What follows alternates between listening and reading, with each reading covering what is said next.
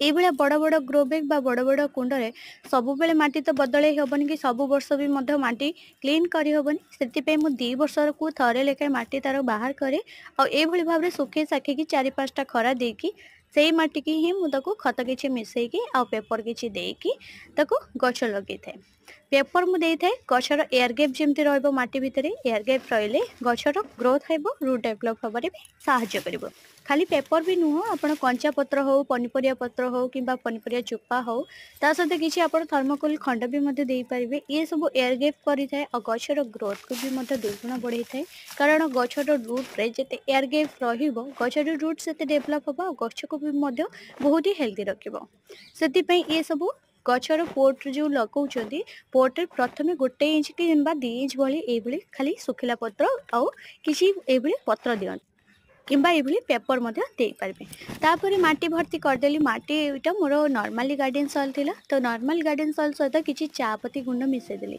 Normal garden ସଏଲ୍‌ଟା ମୋର ଯେହେତୁ ଏଇଟା 3-4 ବର୍ଷର ପୁରୁଣା ମାଟି, ତ ମୋ ପାଖରେ ଏତେ ତ ମାଟି ଏତେ ନାହିଁ, ତ ସେଇ ମାଟିକି ହିଁ ମୁଁ ଶୁଖେଇକି ତାର କିଛିଟା ଚେର ଖଣ୍ଡ ସବୁ ବାହାର କରିଦେଇଥିଲି, ଯେଉଁ ଗଛର ଚେର ସବୁ ଥିଲା।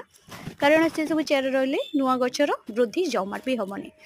ତ ସେ ଚେର ଖଣ୍ଡ ଗୁଡ଼ା ବାହାର କରିସାରିଲା ପରେ ମାଟିକି ପୁରା ହାତରେ ଏଇଭଳିଆ ଦାବି ଦାବିକି ଚୂନା କରିଦେଇକି ଗଛ ଲଗେଇବା ପାଇଁ ମାଟି ପ୍ରସ୍ତୁତ କରିଦେଲି। ଆଉ ଖପରା ଗୁଡ଼ି ଯାହା ଯେତିକି ଥିଲା ତାକୁ ମଧ୍ୟ କାଟିଦେଲି। କାହିଁକିନା ଖପରା ଗୁଡ଼ି ପ୍ରଥମେ ଯେତେବେଳେ ମୁଁ ପଟ୍‌ରେ ମାଟି ଲଗେଇଥିଲି ବା ମାଟି ପୁରେଇଥିଲି, ସେତେବେଳେ ଏଇଭଳିଆ ଗୁଡ଼ି ବାଲି ଦେଇଥିଲି ଆଉ କିଛି ଖପରା ଖଣ୍ଡ ଦେଇଥିଲି ଏୟାର ଗ୍ୟାପ୍ ପାଇଁ। ଗଛର ଏୟାର ଗ୍ୟାପ୍ ପାଇଁ ଆପଣ ଏଠି ବହୁତ ବଢ଼ିଆ ହବ ଯଦି ଆପଣ ବଜୁରି ନେଇପାରିବେ କିମ୍ବା ଗୁଡ଼ିଗୁଡ଼ିଆ ବାଲି ଯୋଉଟା ରଗଡ଼ା ବାଲି କୁହନ୍ତି, ତାକୁ ବି ମଧ୍ୟ ନେଇପାରିବେ, ନହେଲେ ଏଇଭଳି ଖପରା ଖଣ୍ଡ ବି ନେଇପାରିବେ। କିନ୍ତୁ ଖପରା ଖଣ୍ଡଟା ଆମ ଗଛର ଚେରରେ ଯଦି ବାଜିଲା, ଗଛର ଚେର ଗ୍ରୋଥ୍ ଜମା ହୁଏନି। ଆଉ ବେଳେବେଳେ କିଛି ଯଦି ଆମେ ଏଇଭଳିଆ ପୋଟ୍‌ରେ ଜହ୍ନି ଲଗେଇଲେ ନା, ଜହ୍ନି ଗୁଡ଼ାକ ପିତା କରିଦିଏ। ସେଥିପାଇଁ ଖପରା ବଦଳରେ ଆପଣ ଗୋଡ଼ି ହିଁ ନିଅନ୍ତୁ, ବହୁତ ହି ବଢ଼ିଆ ବେଷ୍ଟ ହବ। ତାପରେ ମାଟି ପୁରେଇଦେଲି। ମାଟି ପୁରେଇ ସାରିଲା ପରେ ଏଠି ଚା ପତି ଗୁଣ୍ଡ ଆଉ ନିମଖଲି ପାଉଡର ଦେଇଦେଲି। ଏଇଟା ଯେହେତୁ ମୋର ପର୍ମାନେଣ୍ଟ ପ୍ଲାଣ୍ଟ ଏଇଟା, ମିନିମମ୍ ଏଇ ମାଟିଟା ମୋର 3 ବର୍ଷ ଭଳିଆ ଏବେ ରହିବ। ଏକୁ ଆଉ ଏବେ ହାତ ମରା ହବନି। ଏଇଥିରେ ବିଭିନ୍ନ ପ୍ରକାର ଗଛ ଲାଗିପାରିବ। ତ ଏବେ ଉପରେ ଦେଇଦେଲି ଯେମିତି ଫଙ୍ଗସ୍ ନ ଲାଗିବ, କୌଣସି ଗଛ ଯୋଉ ନୂଆ ଲଗେଇବି ସେଥିରେ ଯେମିତି ଫଙ୍ଗସ୍ ନ ଲାଗିବ, ସେଥିପାଇଁ ପାଉଁଶ ଦେଇଦେଲି।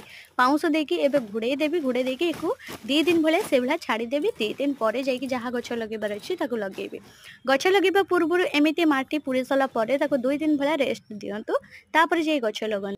ଗଛର ଲଗେଇବା ପୂର୍ବରୁ ପାଉଁଶ ନିହାତି ଭାବରେ ଆଡ୍ କରନ୍ତୁ, ନହେଲେ ହଳଦୀ ପାଉଡର ଆଡ୍ କରନ୍ତି। କୌଣସି ଫଙ୍ଗସ୍ ଲାଗିବନି। ଆଜିର ବ୍ଲଗ୍‌ଟି ରଖିଲି। ରହିଲି। Bye bye.